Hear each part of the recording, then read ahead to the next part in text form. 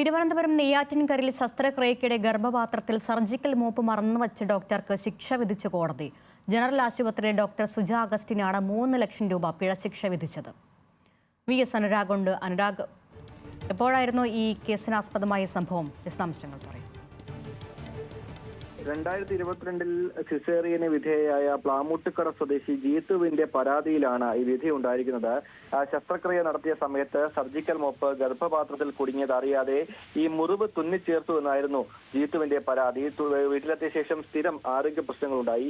അസഹ്യമായ വയറുവേദന, പനിയടക്കമുണ്ടായി. പിന്നാലെയാണ് ഈ ശസ്ത്രക്രിയ നടത്തിയ സുജ ഡോക്ടറെ പലതവണ വീട്ടിൽ പോയി കണ്ട് ചികിത്സയും തേടിയിരുന്നത്. എന്നാൽ വിശദമായ പരിശോധന നടത്തുന്നതിന് പകരം മരുന്നുകൾ നൽകി മടക്കിയെന്നായിരുന്നു ജീത്തുവിന്റെ പരാതിയിൽ വിശദമാക്കുന്നത്.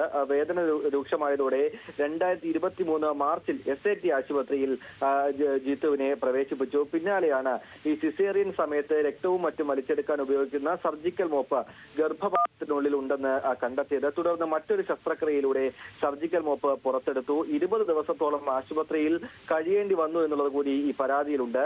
എന്നാൽ തന്റെ ഭാഗത്ത് വീഴ്ചയില്ലെന്നും സ്റ്റാഫ് നഴ്സാണ് ഉത്തരവാദിയെന്നുമായിരുന്നു ഡോക്ടർ സുജയുടെ വാദം. പക്ഷേ ഈ സിസേറിയൻ കഴിയുമ്പോൾ അതിനുവേണ്ടി ഉപയോഗിച്ച സാധനങ്ങളുടെ പട്ടിക പരിശോധിച്ച് അതിനുവേണ്ടി ഉപയോഗിച്ച സാധനങ്ങളുടെ ഈ പട്ടിക പരിശോധിച്ച ശേഷം ഉറപ്പുവരുത്തേണ്ട ഉത്തരവാദിത്തം ഡോക്ടർക്കാണെന്നാണ് ഈ ലോക അദാലത്ത് വിലയിരുത്തിയത്. അതിന്റെ അടിസ്ഥാനത്തിലാണ് ഇപ്പോൾ 3,15,000 രൂപ പിഴ ചുമത്തിയിരിക്കുന്നത്. 3 ലക്ഷം തുക ഈ കേസിലും 10,000 രൂപ ചികിത്സാ ചെലവും 5,000 രൂപ കോടതി ചെലവും എന്നുള്ള രീതിയിലാണ് 3,15,000 രൂപ കോടതി പിഴ ചുമത്തിയിരിക്കുന്നത്.